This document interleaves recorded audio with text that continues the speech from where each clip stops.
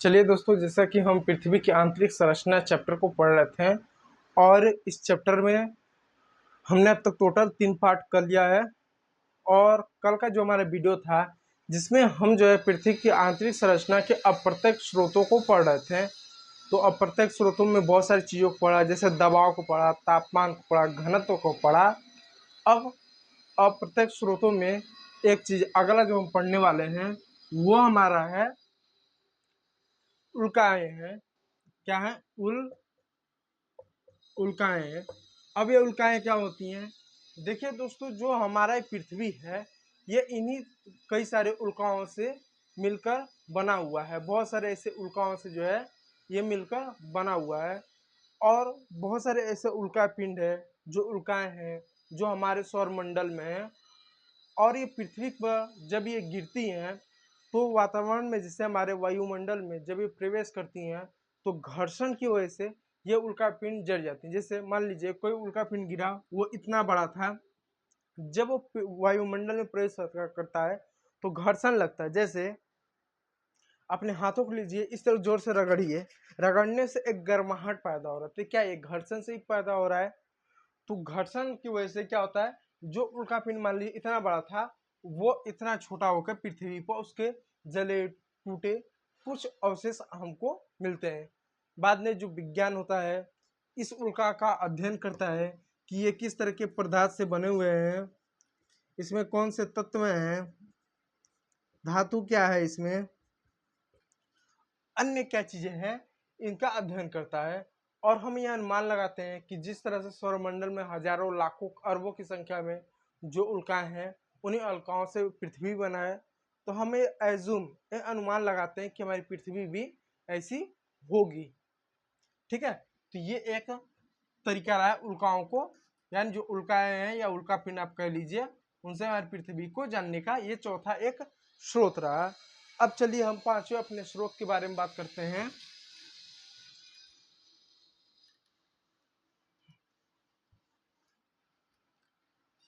देखिए, जो पांचवा हमारा स्रोत रहा वो रहा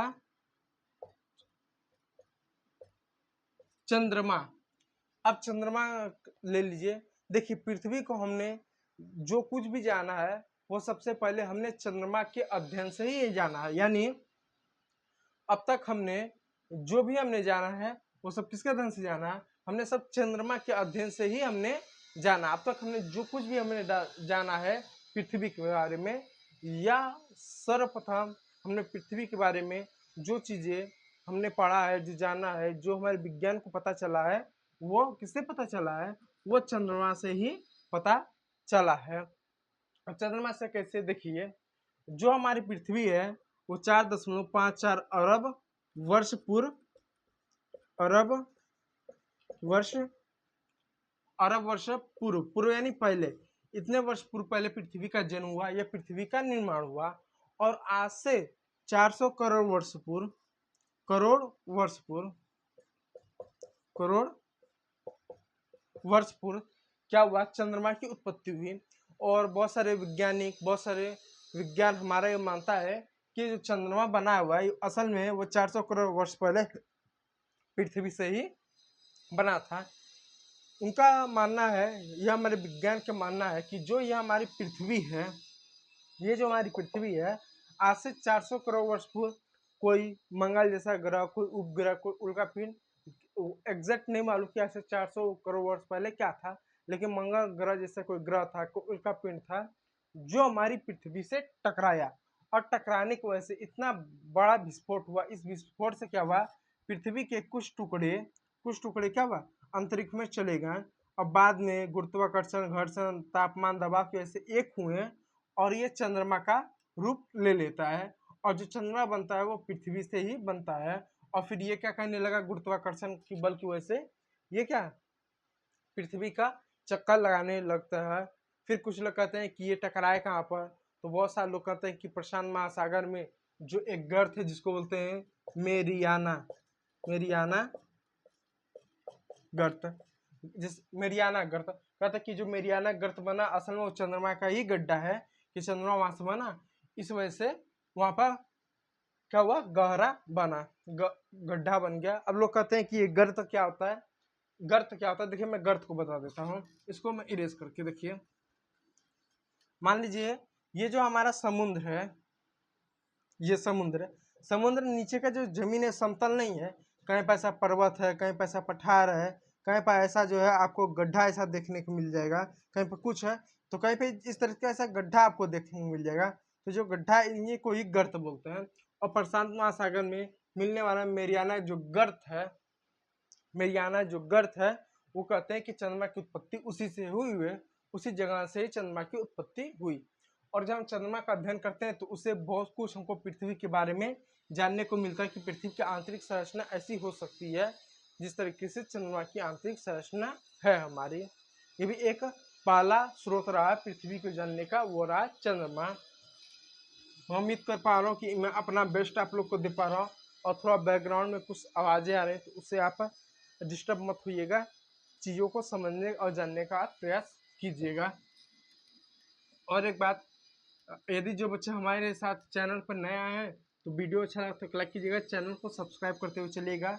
सब्सक्राइब आप इस वजह से कर दीजिएगा ताकि आपको फिर अगला कोई वीडियो मिले या देखना हो, पढ़ना हो, तो आपको वीडियो आसानी से आपको नोटिफिकेशन के माध्यम से मिल सके। और टेलीग्राम चैनल को आप ज्वाइन कर सकते हैं, ओमकार मौर्य क्लास से टेलीग्राम चैनल है, आप उसको आसानी से ज्वाइन कर सकते हैं।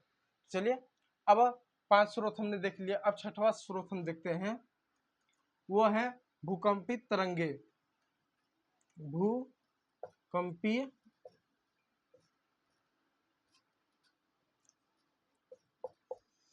तरंगे, भूकंपीय तरंगे यानी वो तरंगे जिनके वजह से पृथ्वी पर भूकंप आता है, उनको हम भूकंपीय तरंगे कहते हैं। अब जो भूकंपीय तरंगे होते हैं ये दो तरीके के होते हैं। जो भूकंपीय तरंगे होते हैं ये दो तरीके के भूकंपीय तरंग आमतौर पे होते हैं। भूकंपीय तरंग का मतलब सामान्य से वे तरंग या वे ऊर्जा जिन ऊर्जा की वजह से पृथ्वी पर भूकंप आते हैं। तो इसमें ये भी जान सकते हैं भूकंप कैसे आते हैं या किन ऊर्जा की वजह से, किन कारणों से भूकंप आता है, उनको भी जान सकते हैं। अगले चैप्टर में वही हमको जानना रहेगा। देखिए यहाँ पर भूकंपीय तरंग को जानते हैं कि किन ऊर्जा की वजह से क्या होता है, भूकंप आता है। जैसे यदि आप देख सकते हैं घर में मेरे इलेक्ट्रिसिटी है, तो इलेक्ट्रिसिटी ये भी एक ऊर्जा का प्रकार है। हो सकता है ये जो ऊर्जा हो ये कोयले की ऊर्जा की, कोयला जला कर बिजली बनाया गया हो सकता है ये जो ऊर्जा हो वो पवन ऊर्जा है कि पवन चक्कियों द्वारा बिजली बनाया गया होगा। हो सकता है ये सौर ऊर्जा हो कि सौर द्वारा ऊर्जा का निर्माण किया गया होगा, बिजली का निर्माण किया होगा। तो ये भी एक ऊर्जा है, लेकिन कोई भी ऊर्जा हो सकती है, सौर ऊर्जा हो सकती है, पवन ऊर्जा हो सकती है, बिजली की एक ऊर्जा हो सकती है, मतलब कोयले की ऊर्जा हो सकती है, भाप की ऊर्जा हो सकती है। तो एक ऊर्जा ही तो है जिसका हम उपयोग कर रहे हैं। तो ऊर्जा की वजह से लाइट जल रहे हैं, पंखे चल रहे हैं। तो ये जाने कि जो भूकंप बात हो किन तरंगों की वजह से आता है, यानी किन ऊर्जा की वजह से ये भूकंप आते हैं। तो भूकंपित तरंग दो तरह के होते हैं, एक होते हैं भूगर्भिक, भूगर्भिक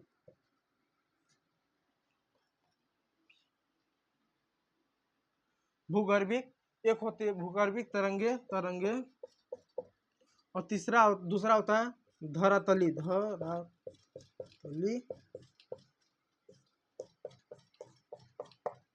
तरंगे।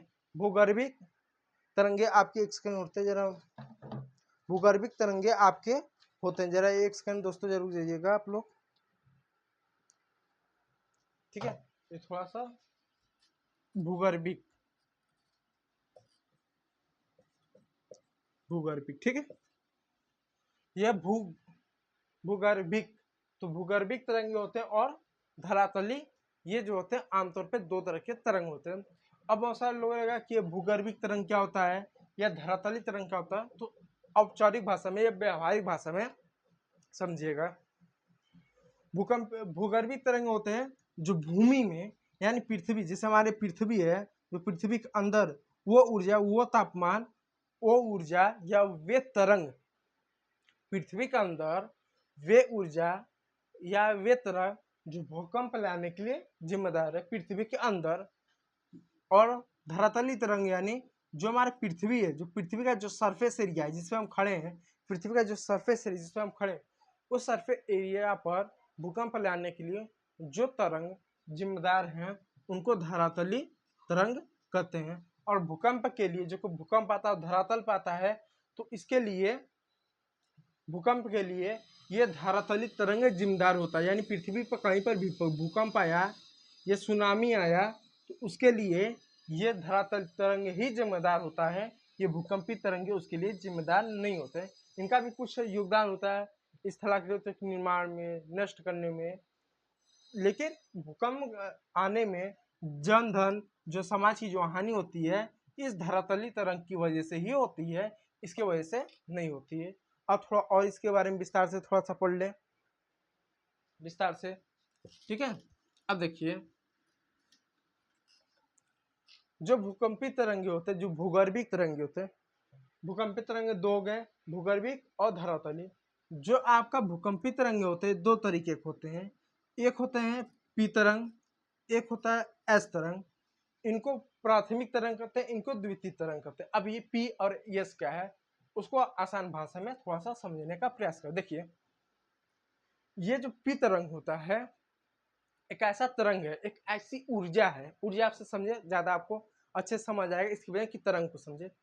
पी तरंग एक ऐसी ऊर्जा है, चाहे ठोस हो कोई वस्तु, जैसे ये ठोस है, ठोस है, कोई चीज द्रव है जैसे पानी, या कोई चीज गैस है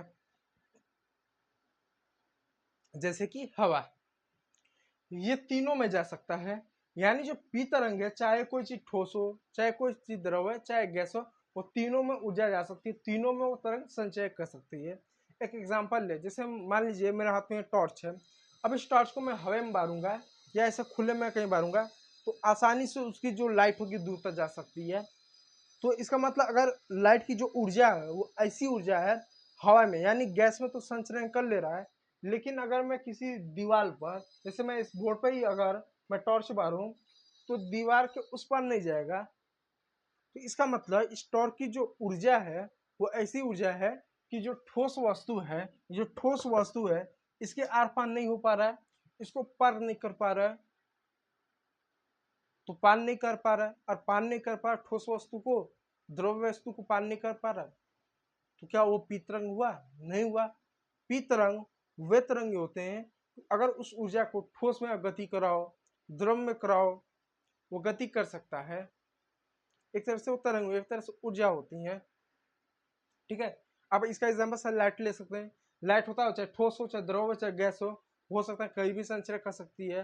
हवा में तो नहीं कर सकती है, क्योंकि ऐसा खुला छोड़ तो हवा में का संचरण करेगी? नहीं करेगी। कोई ठोस वस्तु जैसे कॉपर उसमें संचरण कर सकती है, पानी में संचरण कर सकता है, लेकिन गैस में नहीं कर सकता। लेकिन जो पी तरंग होता है चाहे कोई वस्तु ठोस हो, चाहे द्रव है, चाहे गैस हो, वहां पर जा सकता है। ये जो एस तरंग है, ये एस, ये केवल ठोस में ही जा सकता है। ये कहता है भाई मैं तो केवल ठोस जगह पर ही जाऊंगा, कोई जगह ठोस है तो मैं उसके आर पार जा सकता हूँ। कोई वस्तु ठोस है जैसे मैं ठोस हूँ, या मार्कर ठोस है, व्हाइट बोर्ड ठोस है, तो इसके आर पार जा सकता है, इसमें संचरण कर सकता है, इसमें अपनी ऊर्जा को लगा सकता है। कौन? ये एस तरंग है। और जो ये पी तरंग होती है इसकी गति सबसे ज्यादा होती है, यानी पी तरंग एस तरंग से सबसे ज्यादा इसकी गति होती है, यानी जो पी तरंग होती है इसकी गति सबसे ज्यादा होती है, इससे भी ज्यादा होती है। और जो धरातली तरंग होता है इसमें एक तरंग होता है जिसको एल तरंग कहते हैं, इसको एल तरंग को धरातली तरंग कहते हैं। तो जो पी तरंग होता है वो एस से और एल से दोनों से सबसे तेज गति से ये क्या कर सकता है? गति कर सकता है। अब देखिए जो एल तरंग है, यानी जो धरातली तरंग का जो आता है एल तरंग, ये भी ठोस में ही ये भी गति करेगा, ये भी कभी भी गति करेगा तो भी ठोस में ही करेगा। तो एच ठोस में करेगा, एल ठोस में करेगा। ये जो होता है पी, ये सबसे ज्यादा इसकी गति होती है। इसकी गति कितनी होती है? इसकी गति होती है अब 6 से 15 किलोमीटर, अब कर लीजिए 15 किलोमीटर प्रति सेकेंड कर लीजिए। यानी ये जो होता है 6 से 15 किलोमीटर प्रति सेकेंड, आपको देखो कहीं पर आपको 8 से 15 किलोमीटर प्रति सेकेंड देखने को मिल सकता है। ये औसतन है, इसके बीच में इसकी गति होगी, आपको देखने इससे कम नहीं देखने को मिलेगी, इसकी गति होती है। ये जो होता है इसकी गति लगभग 5 किलोमीटर पर सेकेंड आपको देखने को मिलेगा। ये लगभग में 6 से 5 कर लीजिए या 5 से आप 6 कर लीजिए, 5 से 6 किलोमीटर प्रति सेकेंड। और जो एल तरंग होते हैं ये सबसे कम यानी 3 किलोमीटर प्रति सेकेंड, इसके यानी 1 सेकेंड में 3 किलोमीटर दूर तक ये तय कर सकता है। ये तरंग इस तरह की तरंग होती है, ठीक है। तो पी तरंग हुआ, एस तरंग हुआ, एल तरंग हुआ। अब देखिए ये जो तरंग होते हैं जो कि इसकी गति सबसे ज्यादा है, अब मान लीजिए तीनों का रेस हो रहा है, इन तीनों का मान लीजिए इधर रेस हो रहा है, ये रेस का मान लीजिए मैदान है, मैदान है,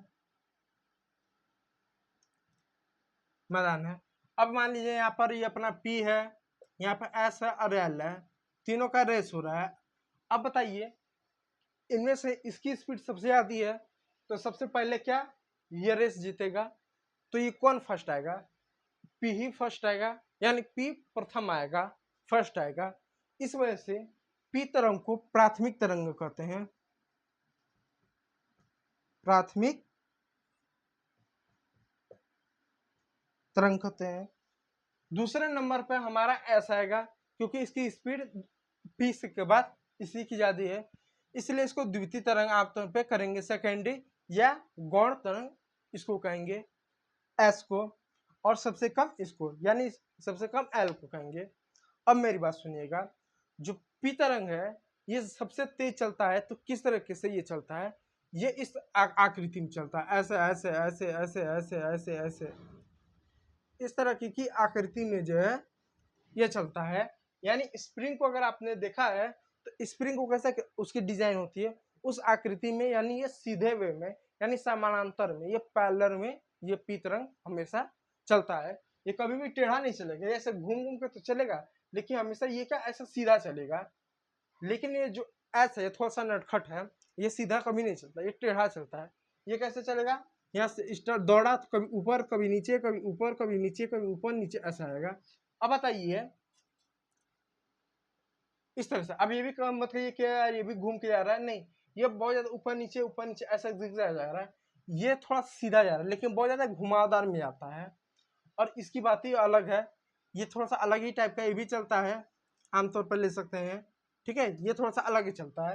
तो अभी पी और एस को समझते हैं। तो ये पी तरंग प्राथमिक तरंग है, द्वितीय है, ये समांतर चलता है, ये समांतर नहीं चलता है। तो ये जो पी तरंग है जो कि यह स्प्रिंग के रूप में चलता है, तो जब भी ये धरती पर जब चलता है तो जमीन को फाड़ देता है, धरती को फाड़ देता है, जमीन के दो टुकड़े कर देता है। जैसे मान लीजिए ये जमीन का टुकड़ा है, ये जो चलता है तो जमीन को दो भागों में ये बांट देता है, ये सब बांट देता है, ऐसा कर देता है, बांट देता है, अलग कर देता है। ये कौन करता है, ये पी कर देता है। लेकिन जब एस चलता है तो ये क्या करता है, जमीन पर कहीं पर गड्ढे, जबकि ऊपर नीचे इस तरह सांप की आकृति में चलता है, तो कहीं पर जमीन को धसा देगा, तो जमीन को कहीं पर उठा देगा, कहीं पर धसाएगा, कहीं पर उठाएगा, कहीं पर धसाएगा, कहीं पर उठाएगा, यानी गर्त और गड्ढे बनाते हुए चलेगा। अच्छा, धसाएगा उठाएगा, धसाएगा उठाएगा, धसाएगा उठाएगा, इस आकृति में ये जो है चलता रहता है, यानी धसाना उठाना जमीन को आमतौर पर यह ऐस करता है। और जो एल तरंग है, कौन तरंग, जो एल तरंग है ये इस तरह सीधी चलता है, और ये जो होता है पृथ्वी पर जो कि धरातलीय तरंग है, ये धरती पे गति करता है, ये पृथ्वी के अंदर करते हैं। तो पृथ्वी के ऊपर धरातलीय गति करने की वजह से भूकंप के लिए यही जिम्मेदार है, क्योंकि पृथ्वी के सरफेस पर ये गति करता है। इसकी स्पीड इन दोनों से सबसे कम है, लेकिन सबसे ज्यादा विनाश यही करता है, क्योंकि ये धरातल पर गति करता है। जब भी भूकंप आता है तो भूकंप के लिए एल तरंग या धरातलीय तरंग ही जिम्मेदार होती है। अब देखिए हम इस चैप्टर में पृथ्वी की आंतरिक संरचना पढ़े थे, भूकंप किससे आता किससे नहीं आता वो तो अगले चैप्टर में पढ़ेंगे। तो इससे हम कैसे पृथ्वी की आंतरिक संरचना को जान सकते हैं, जानते हैं, वो कैसे, अब एक एक कल के इनके जो गुण, तो जो योग्यता है, जो गुण है, जो इनकी गुण धर्म, उसके आधार पर हम पृथ्वी की आंतरिक संरचना को समझते हैं, समझने का प्रयास करते हैं। देखिए स्क्रीनशॉट लेना चाहे तो ले सकते हैं, मैं इसको इरेज करता हूँ। देखिए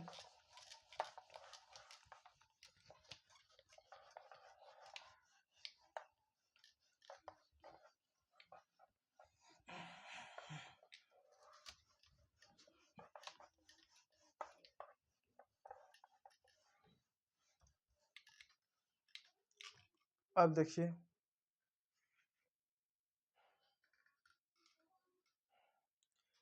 देखिए, मान लीजिए ये पहले पी तरंग को ले लेते हैं। ये हमारी पृथ्वी है,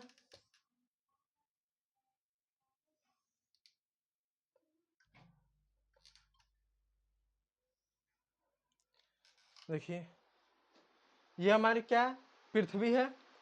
अब जबकि ये हमारी पृथ्वी है, हम मान लेते हैं हमारी जो पृथ्वी का अंदर का पूरा भाग ठोस है, यह मान लेते हैं कि पूरा भाग द्रव है, यह मान लेते हैं द्रव है, द्रव्य है नहीं द्रव, एक होता है द्रव्य एक होता है द्रव, द्रव है या गैस है।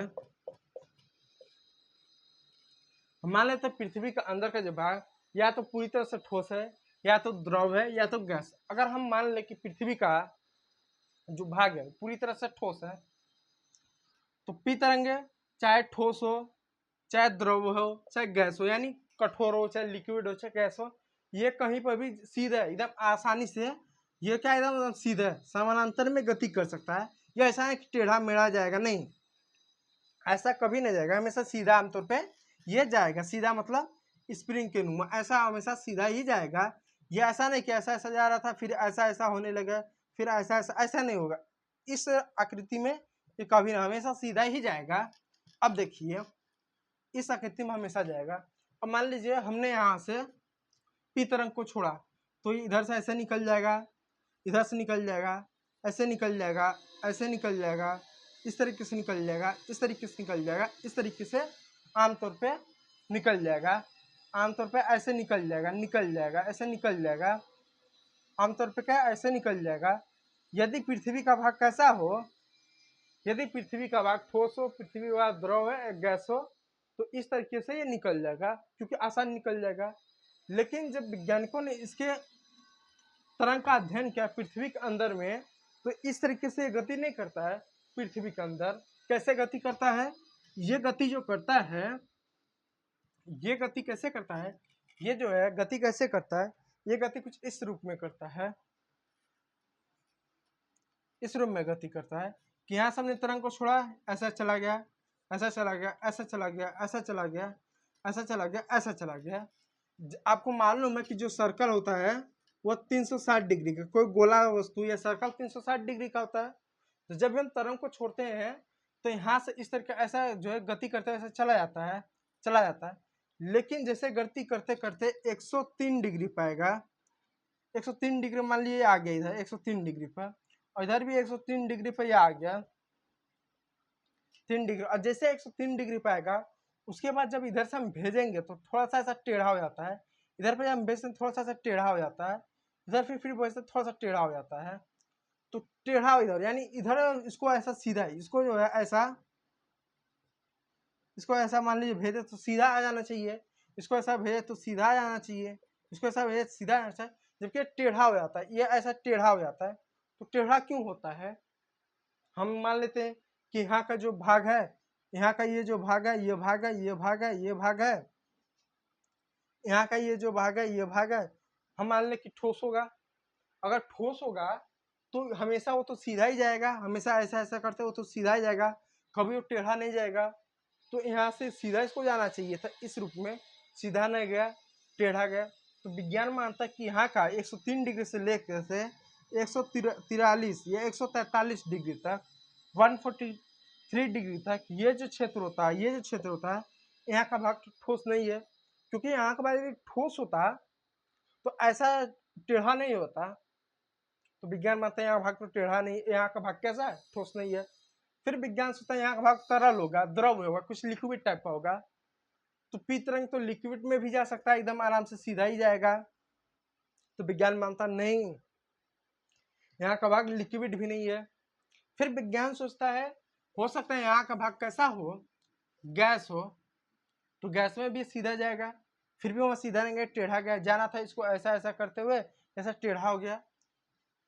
तो कुल मिला जुलाकर विज्ञान ये मानता है यहाँ का ऐसा क्षेत्र होगा, ना तो पूरी तरह से ठोस होगा, ना तो पूरी तरह से गैस होगा, ना तो पूरी तरह से द्रव होगा। यानी यहाँ का भाग ऐसा होगा जो तीनों की प्रॉपर्टी रखता होगा, या किसी दो चीज को मिलाकर या तीनों चीज को मिलाकर प्रॉपर्टी रखता होगा। तो विज्ञान यह अनुमान लगाता होगा कि यहाँ का भाग होगा जेली टाइप का होगा। यदि आपने जेली को देखा है तो कैसा होता है, ना तो बहुत कठोर होता है ना तो बहुत सॉफ्ट होता है। यदि जेली को ना समझ पाए तो आप घर में गूथा हुआ है सना हुआ आटा ले लें। जब रोटी बनाते समय आप आटे को लेते हैं, उसको सानते हैं, गूथते हैं, जो भी करते हैं पानी से, तो वो कैसा होता है, ना तो बहुत ज्यादा ठोस होता है ना तो बहुत ज्यादा कठोर होता है। तो ऐसा मानते कि विज्ञान यहाँ भाग ऐसा होगा या कैसा होगा, ऐसा होगा, ये विज्ञान मानता है। फिर उसके बाद ये वाला जो क्षेत्र आता है, ये वाला फिर यहाँ पर हम तरंग भेजते हैं, एकदम सीधा आता है, एकदम सीधा आता है, सीधा आता है। तो ये माना जाता है कि 103 डिग्री से लेकर 143 डिग्री तक, 103 डिग्री से लेकर 143 डिग्री तक ये पी तरंग का छाया क्षेत्र होता है। और यहाँ पर ऐसा कोई प्रॉपर्टी होगा जो ना तो ठोस होगा, ना तो द्रव होगा, ना तो गैस होगा। यदि स्क्रीनशॉट तो ऐसा कुछ है नहीं किसमें लिया जा सकता है स्क्रीनशॉट, लेकिन फिर भी लेने की इच्छा तो ले सकते हैं।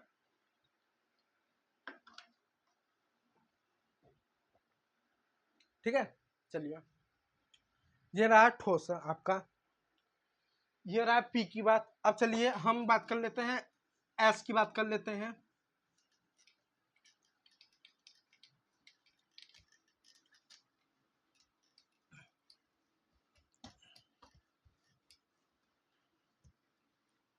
अब ये रहा पी। अब चलिए एस की बात कर ले थोड़ा सा। अब मान लीजिए एस ले लेते हैं। जो एस है ये हमेशा किस में गति करता है, ठोस में गति करता है। ये कहता है हमेशा मैं तो ठोस में जाऊंगा। तो मान लेते हैं ये हमारी पृथ्वी है। जब ये हमारी पृथ्वी है, यहाँ पर जब हम यहाँ से क्या करते हैं, यहाँ से हम क्या करते हैं, जब एस तरंग को भेजते हैं तो ऐसे ये भी सीधा जाता है, ऐसे ये भी सीधा जाता है, ऐसे ये भी सीधा जाता है, ऐसे ये भी सीधा जाता है, फिर यहाँ से सीधा जाता है, फिर यहाँ से सीधा जाता है। लेकिन जैसे ये भी 103 डिग्री पर आता है, 103 डिग्री पर आता है, ये भी क्या करता है 103 डिग्री पर जैसे ये भी आता है। ये वाला जो क्षेत्र रहा, ये वाला जो क्षेत्र रहा, ये वाला इस क्षेत्र में जाता ही नहीं है, इस क्षेत्र में ये प्रवेश करता ही नहीं है इस तरंग। तो विज्ञान अनुमान लगाता है क्यों भाई इस क्षेत्र में नहीं जा रहा है, इस क्षेत्र में जाता ही नहीं है।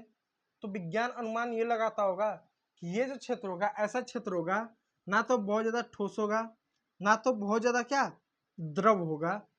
ये ऐसा क्षेत्र क्या होगा, ये ठोस नहीं होगा, ठोस नहीं होगा, या तो द्रव होगा, या तो क्या होगा, द्रव होगा, या गैस होगा। तो विज्ञान ये कहता है यदि यहाँ का क्षेत्र द्रव है, यहाँ का क्षेत्र क्या है, यदि द्रव है, यदि द्रव है, अभी देखते हैं द्रव है कि ठोस है। यदि द्रव होगा, गैस होगा, तो ये नहीं आ सकता क्योंकि ठोस में आना चाहिए। लेकिन जब हम पी तरंग को भेजते हैं तो भी तो इतना दूर का छाया क्षेत्र बनाता है 143 डिग्री का, 143 डिग्री का, इधर भी वो भी छाया क्षेत्र बनाने लगता है, वो भी बना कि नहीं हम नहीं आएंगे। तो ये माना था कि यहाँ का ऐसा क्षेत्र होगा ना तो ठोस है ना तो द्रव है, या ना तो गैस, तीनों का मिक्सिंग होगा। ठीक है, तो इच्छा तो अभी तो यहाँ का क्षेत्र ऐसा है, तो केंद्र का भाग ऐसा है, ठोस होते हुए बहुत ज्यादा ठोस नहीं है, वो आटे के या जेली की संरचना नुमा है, उस तरह की है। ठोस तो हम मानते हैं, हम ये कहते हैं कि जो कोर का भाग है, या हम कहते हैं जो हमारा आंतरिक क्रोर है, आंतरिक क्रोड या कोर है, वो ठोस है, लेकिन पूरी तरह से ठोस नहीं है, वो आटे के नुमा में या जेली के नुमा में वो ठोस है। अब इसका छाया क्षेत्र देख लेते हैं, इसका छाया क्षेत्र कैसा है, इसका छाया क्षेत्र देख लेते हैं, इसका छाया क्षेत्र कैसा है, इसका छाया क्षेत्र देख लेते हैं। ये पृथ्वी है, ये इस तरीके से इसकी छाया क्षेत्र है। तो 103 डिग्री से लेकर यहाँ पर 103 डिग्री तक, 103, ये जो क्षेत्र है, ये वाला जो क्षेत्र है, इसका जो है ये जो है छाया क्षेत्र है, ये वाला छाया क्षेत्र है जहाँ पर अस्तरंगीय गति नहीं करता है। ठीक है, तो आप इसका स्क्रीनशॉट लेना चाहे तो ले सकते हैं। और थोड़ा सा मैं अपने मार्कर में रुक जाइए 2 सेकंड, मैं स्याही थोड़ा सा भर लूँ। ठीक है,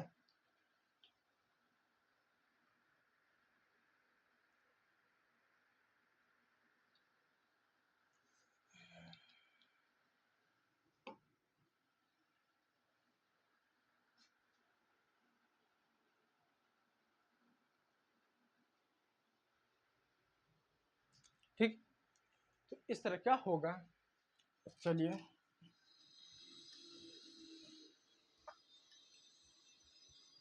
तो P हो गया, S हो गया। अब बात करते हैं L के बारे में। देखिए L के यदि बारे में बात करें तो L से भूकंप आता है। इसको जो है अभी नहीं बात करेंगे, ये जब भूकंप को पढ़ेंगे तो वहां पढ़ना रहेगा। बस ये भी एक तरह का तरंग होता है, बस इसका नाम जान लीजिए, इसे पढ़ना नहीं है। तो अब देखिए, तो ये सारे जो रहे ये क्या रहे, सारे स्रोत रहे हैं, ये क्या रहे हमारे स्रोत रहे हैं। इन स्रोत के आधार पर हम पृथ्वी की आंतरिक संरचना को जान और समझ सकते हैं। और फिर संक्षिप्त में जान लेते हैं कि पृथ्वी का आंतरिक संरचना कैसा है। तो जो हमारी ये पृथ्वी है, ये हमारी पृथ्वी है, ये मुख्य रूप से 3 भागों में बटा हुआ है। 3 भागों में अपना पृथ्वी जो है बटा हुआ है। क्या पृथ्वी हमारा जो है 3 भागों में बटा हुआ है। ये वाला जो भाग है जिसको हम परपट्टी कहते हैं,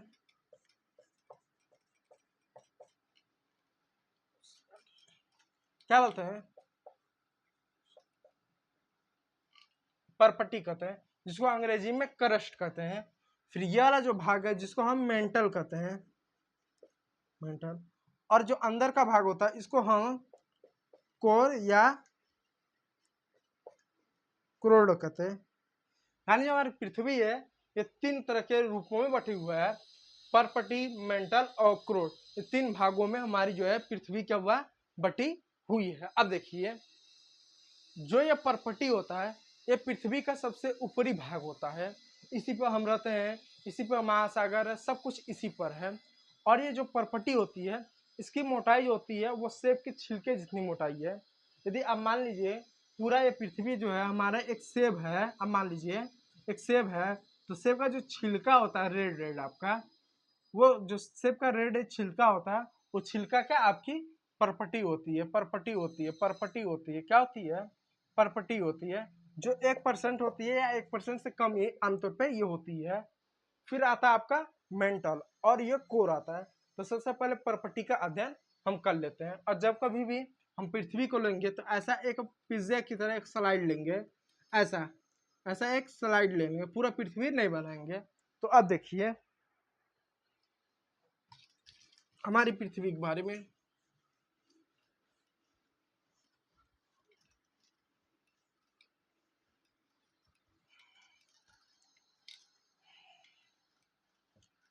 देखिए यह जो है पृथ्वी है, ये वाला हिस्सा कौन सा है, परपटी है। ये वाला हिस्सा है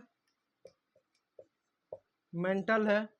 यह वाला हिस्सा है कोर, या इसको अंग्रेजी में क्रोड बोलते हैं। ये 3 भागों में हमारा बटा हुआ है। ठीक है, अब चलिए परपटी को समझते। देखिए जो परपटी है ये कितनी, इसकी मोटाई कितनी है। देखिए जो परपटी है इसकी मोटाई हमको 3 जगह 3 तरह के देखने को मिलती है। यानी जो परपटी की मोटाई है वो हमको 3 तरह की देखने को मिलती है। पहला, हमको परपटी जो है महासागर में इसकी मोटाई 5 किलोमीटर तक देखने को मिलती है। यानी यदि हम महासागर जाए, ये हमारा महासागर है, तो महासागर के अंदर का महासागर है, अगर महासागरों का पानी हटा दे, समुद्रों का पानी हटा दे, तो नीचे जमीन होगा, उसकी मोटाई कितनी है परपटी का, वहां पर 5 किलोमीटर तक है। कितनी, 5 किलोमीटर है। जबकि यदि हम महाद्वीप के महाद्वीप पर अगर हम बात करें तो इसकी मोटाई आमतौर पर 30 किलोमीटर मिलेगी, 30 किलोमीटर मिलेगी। यानी महाद्वीपों पर जो समतल भूमि है वहां पर इसकी ऊंचाई कितनी मिलेगी या मोटाई कहीं कितनी मिलेगी, 30 किलोमीटर ये आपको मोटी मिलेगी। लेकिन जब हम पर्वतों पर जाते हैं, जैसे हिमालय वाला पर्वत पर चल जाए, तो वहां पर इसकी मोटाई 70 से 80 किलोमीटर मिलेगी। आप ऐसा समझिए, आप ऐसा समझिए कि ये, आप ऐसा समझिए, ऐसा समझ लीजिए, अब ऐसा समझिए, ये आपका जो है पृथ्वी है, ये महासागर है, महासागर इसकी मोटाई 5 किलोमीटर हो गई। ये आपका क्या है, महाद्वीप है, इसकी मोटाई आपको 30 किलोमीटर तक मिल गई। और ये क्या आपका ये आपका पर्वत है, यहाँ पर 70 से 80 किलोमीटर था। इस पर्वत की मोटाई मिल गई। अब एक बात और जान लीजिए, और एक बात जान लीजिए, वो क्या मैं बात है, थोड़ा सा मैं अपनी किताब को देख के थोड़ा मैं आपको बता दूं। जरा एक सेकेंड आप रुके रहिए।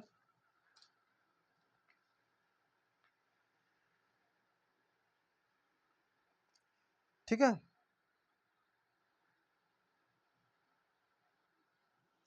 देखिए ये जो पर्पटी होता है, तो पर्पटी जो होता है, जो महाद्वीपों का जो भाग होता है, जो महाद्वीपों का ये जो भाग होता है, ये जो होता है एल्युमिनियम, एल्युमिनियम, और जो होता है आपका एल्युमिनियम,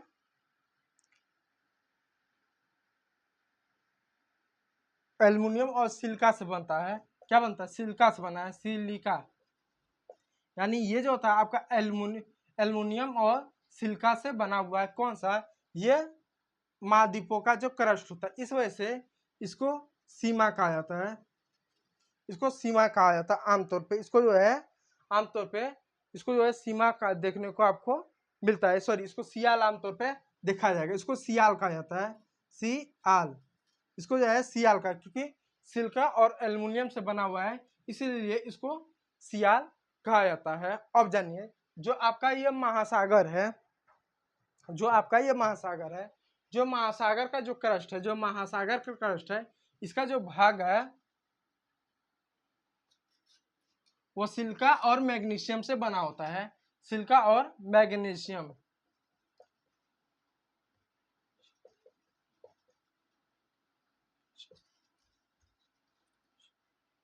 किसे?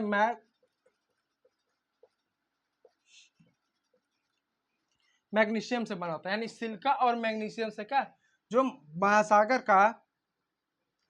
का जो क्रस्ट मिलकर बनाता है, इसलिए इसको क्या सीमा कहा जाता है, सीमा। सिलिका और मैग्नीशियम से बना हुआ है, इसलिए इसको सीमा कहा जाता है। इसको भी आप ध्यान रखिएगा। ये थोड़ा सा नाम में लिए मिस आउट हो गया था, याद नहीं था, इसलिए मुझे काफी आमतौर पर देखना पड़ा इसको चेक करने के लिए। ठीक है, तो सियाल और सीमा, सीमा जो होता है वो महाद्वीप में नहीं होता है, महासागर में होता है, और सियाल जो होता है वो महाद्वीपों पर होता है। इस चीज को आप याद रखिएगा। चलिए, ये हो गया पर्पटी के बारे में। अब थोड़ा सा इसका स्क्रीनशॉट लेने से तो ले लीजिए, सीमा और सियाल आप लिख लीजिएगा, देख लीजिएगा। ठीक है, अब चलिए इसको मैं सियाल लिख दूं, सियाल, सीमा। अब स्क्रीनशॉट लिए सियाल और सीमा। ठीक है, अब मैं इसको इरेज कर दे रहा हूं।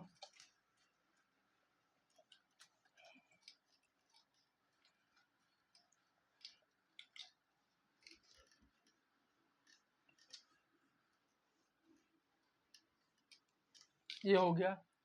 अब देखिए, ये जो हमारी पृथ्वी है, कई भाग है, ये पर्पटी हो गया। अब देखिए, ये जो हुआ हमारा मेंटल, तो जो मेंटल होता है इसको दो भागों में बांटते हैं।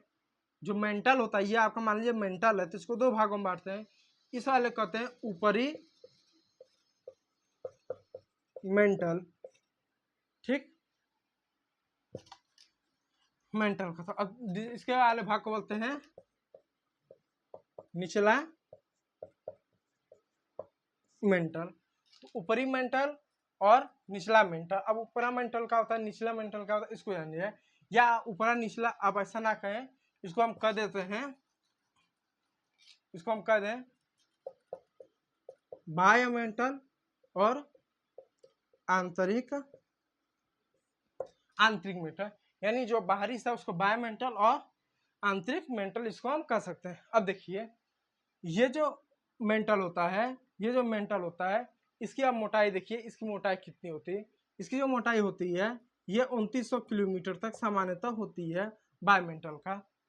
ठीक है, और इसकी यहाँ जो मोटाई होती है 300 किलोमीटर तक सामान्यतः इसकी मोटाई होती है। इसके बीच में आमतौर पर इसकी आंतरिक मेंटल का होता है, और इसके ऊपर इसका क्या बायोमेंटल का होता है। इस चीज को याद रखिएगा। अब देखिए, जो बायोमेंटल होता है ये तरल अवस्था में होता है। ये दोनों जो होते हैं तरल अवस्था, यानी द्रव में होते हैं, लिक्विड में होते हैं। ठीक है, अब देखिए, कि ये जो हमारा क्या है, प्रॉपर्टी है, और ये हमारा बायोमेंटल है। बायोमेंटल तो प्रॉपर्टी हो गया, और बायोमेंटल का कुछ हिस्सा ले लीजिए, यानी प्रॉपर्टी और बायोमेंटल का कुछ हिस्सा ले लीजिए। ये हमारा प्रॉपर्टी हुआ और ये बायोमेंटल का कुछ हिस्सा ले लीजिए। इसको दोनों को मिलाएंगे तो एक मंडल बनता है, जिसको बोलते हैं दुर्बलता